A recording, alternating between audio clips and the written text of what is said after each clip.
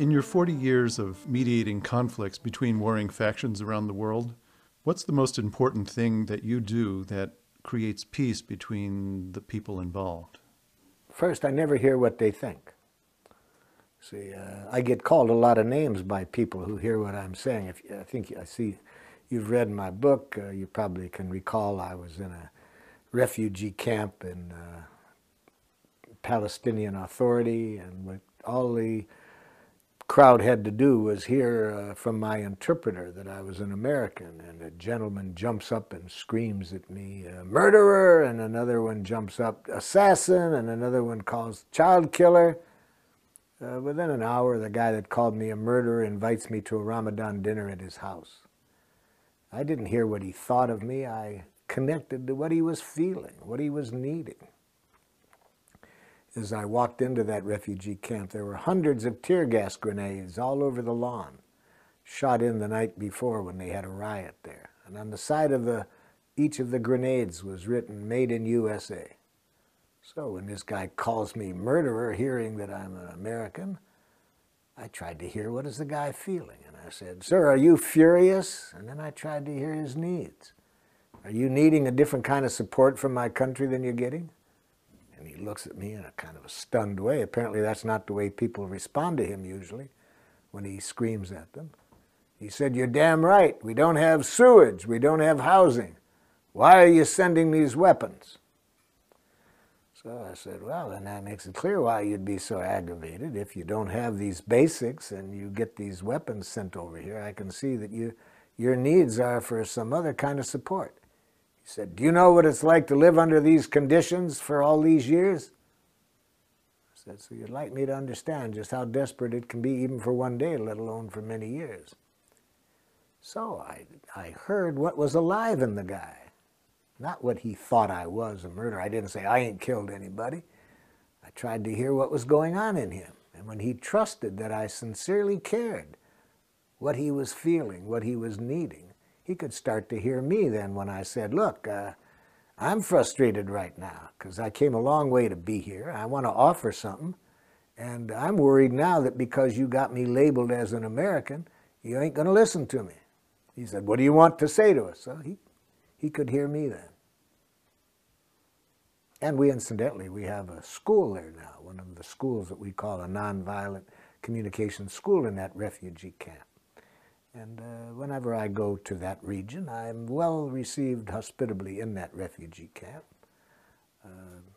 But I had to see the human being behind the names that he was calling me.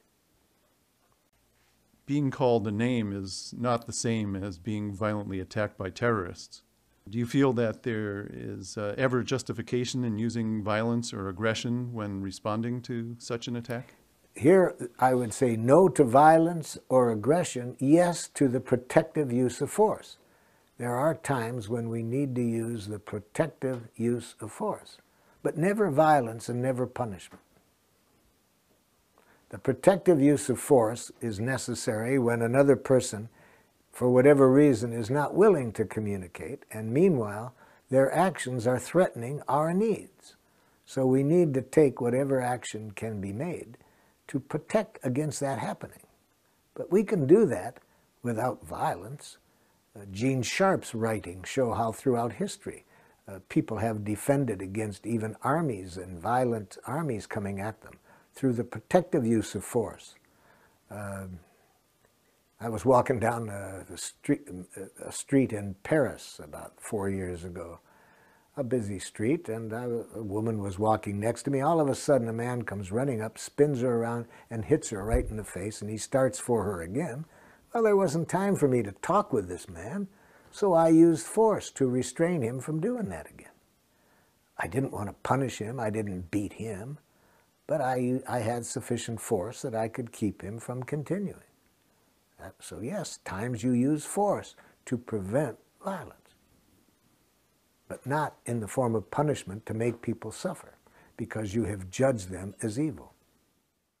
But just talking to terrorists and the governments who harbor them doesn't seem to work either. Look at all the peace talks we've had, and the violence just continues. Well, the kind of peace talks we have, I'm not very optimistic that they can prevent violence. They're not the kind of connections that get people connected with each other's humanness. They're basically arguments, and that they try to find some compromise. We need to grow up and find out that there are far more powerful ways of having peace talks than the ones we now engage in. How would you engage these people in peace talks? Pretty much as I told you I did with the tribes in Africa, or when I've done, I was doing a little mediation between a group of Israelis and Palestinians in Jerusalem. And I started that. I said, let's look at what your needs are that are not getting met. And a Mukhtar, who was a mayor of a village, he looked across at the Israelis and said in a nice tone, does it bother you people to be acting like Nazis? And then a woman jumps up, an Israeli woman jumps up and immediately says, I should have known better than to come to this meeting. That was a totally insensitive thing for you to say, Mukhtar. And she starts for the door. She's about to leave. We have hardly had 2 sentences, and people are already worse off than we began. So my role there was to help each connect at the need level. So I said to the Mukhtar, and I knew what he was reacting to. He was reacting to a law that enabled the people to be put in prison for 6 months on suspicion. He was reacting to that. I said, Mukhtar, are you needing some understanding of how your need for safety isn't met with that law? He said, that's what I'm trying to say. Well, of course, he didn't say it exactly that way. And then I helped the woman to hear that. And then it was a different connection than when she's hearing that she's a Nazi. And so that's what I do in those cases. I help people speak a language of life, which is closer to the truth, just what everybody needs, and stay away from these enemy images that can easily sound like blame, criticism, attack. And unfortunately, most people aren't taught the language that I am suggesting, so I have to loan it to them when I do mediations at that level. Considering the amount of violence in the news, what do you say to those who describe your ideas as naive or utopian? I see a different world than the people probably do on the television and in the news. For example, I see the violence. I work in the places with the violence. But what they don't see are the people that I work with who have a different worldview. They have a different consciousness. And these people are spreading their consciousness rapidly. So these people are what give me the hope that they're not hard to find in every country. For example, Father Chris Rajendran, a priest in Sri Lanka. He's doing incredible things there, using our training to get the both sides that have been at war to do reconciliation work. He has an orphanage of kids that have been orphaned by the war from both sides, and he's showing these kids now how to relate to each other in a different way. So in many countries now, I'm working in about 35 countries, and I see that kind of person every day in my work. So I see a different world than the people see on the television.